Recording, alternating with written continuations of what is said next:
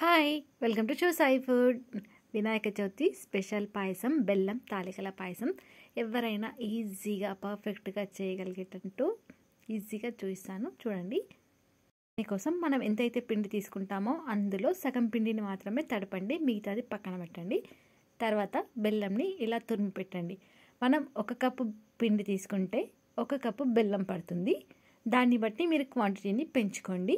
నేనైతే ఒక 2 kgs వరకు చేస్తున్నాను. మీరు ఇంకా తక్కువ చేయాలనుకుంటే ఈ కొలతలతో చేయండి. 1 కప్పు పిండికి 1 కప్పు బెల్లం, ఓకేనా? ఇప్పుడు బెల్లం మునిగేటంత వరకు వాటర్ని యాడ్ చేయండి. ఇప్పుడు మంటని మీడియం ఫ్లేమ్లో పెట్టేసి బెల్లాన్ని కరిగించుకుందాం. బెల్లం పూర్తిగా కరిగిన తర్వాత అందులో ఏమైనా డస్ట్ అలా ఉంటే వడపోసుకోండి, లేదంటే అలాగే ఉడికించుకోండి.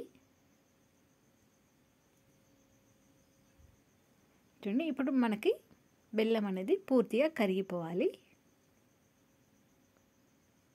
ఇలా కరిగిన తర్వాత అది బెల్లం కరిగేలోపు మనం ముందుగా తడివి పెట్టుకున్న పిండితోటి ఇలా తాలికల్ని చేసుకోండి. చిన్నగైనా పెద్దగైనా చేసుకున్న తాలికల్ని మనం సగం పిండి పక్కకు పెట్టుకున్నాం కదా, ఆ పిండిలో వేసేయండి తాలికల్ని. ఎందుకంటే మనకి ఒకదానికొకటి అతుక్కోకుండా ఉండడం కోసం.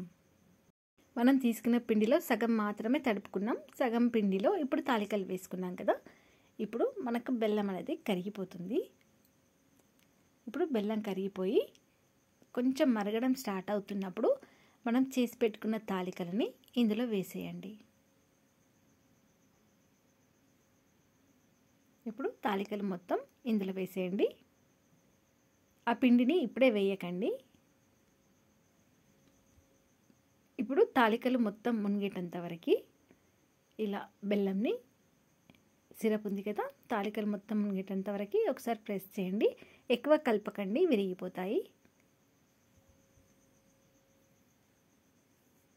ఇప్పుడు కొంచెం పిండితో ఉండాలని కూడా చేసి ఇందులోనే తాలికలు దాంట్లోనే వేసేస్తున్నాను. నేను పండుగ రోజు ప్రిపేర్ చేస్తున్నాను కాబట్టి సపరేట్ కాకుండా 2 ఒకే దగ్గర వేసి చేస్తున్నాను. మీరు ఒకవేళ ఉండ్రాళ్ళ పాయసం సపరేట్ చేయాలనుకుంటే ఉండ్రాళ్ళని సపరేట్ చేసుకోండి. ఈ ఉండ్రాళ్ళను కూడా నేను ఇందులోనే వేసి ఉడికిస్తున్నా.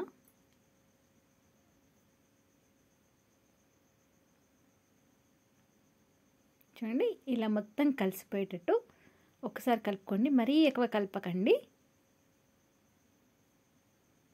ఇలా కలిపిన తర్వాత ఇప్పుడు మరగడం స్టార్ట్ అయింది కదా, మనం తాలికలు ఉండ్రాళ్ళు వేసిన తర్వాత ఇప్పుడు మరగడం స్టార్ట్ అయిన తర్వాత మనం సపరేట్గా తీసి పెట్టుకున్న పిండి ఉంది కదా, సగం పిండిని తాలికలు చేసుకున్నాం కదా, సగం పిండిలో వాటర్ వేసి మనం లిక్విడ్ లాగా కలుపుకోవాలి.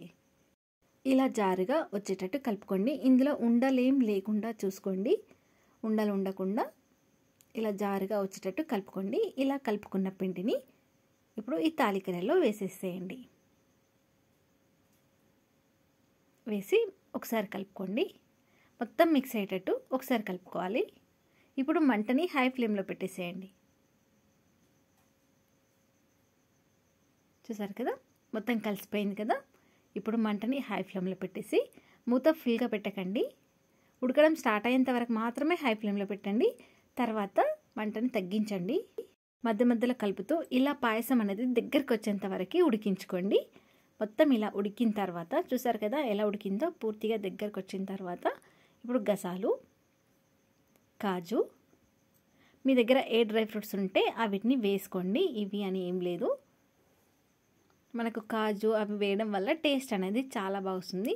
అలాగే ఎండు కొబ్బరిని కూడా సన్న ముక్కల్లాగా కట్ చేసి వేసుకోండి. చిరంజి గింజలు,